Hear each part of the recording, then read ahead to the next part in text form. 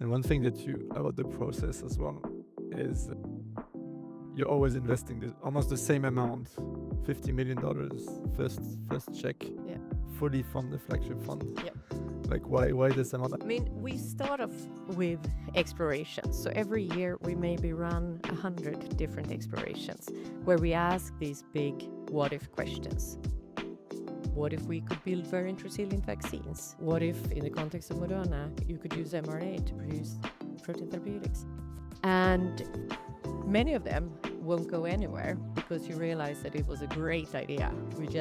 The time may not be right yet, or the technology is just not there yet to actually make it happen. But then sometimes you find these ideas where it's almost like maybe two different technologies coming together for the first time, and you see some synergies that you just had never thought about before.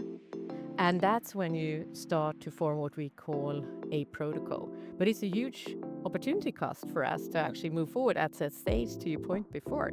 So we don't take that easily. Instead, we very explicitly decide on a couple of killer questions that we need to answer to move on to the next stage.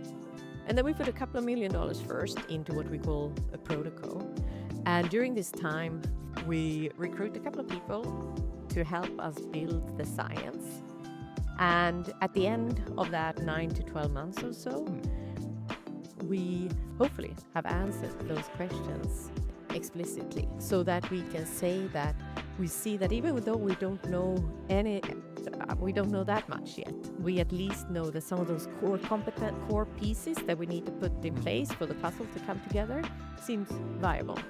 And that's when we start making that bigger investment to actually build out the platform and harden the platform, but then also start thinking about what are all the different potential areas of biology that we could point that platform towards and create prototypes from the platform so that we can see the value creation and we can sort of see what value pools we can unlock and really focus it towards what is the biggest unmet need and where do we want to go with it. So I guess the 50 million is a total amount of the whole process, plus once you are going out of stealth mode. Yeah, and that's something that comes completely from Flagship, right? And then when we get to basically Series B, that's when we start bringing in, first of all, an external CO. I stay on as CO until that stage.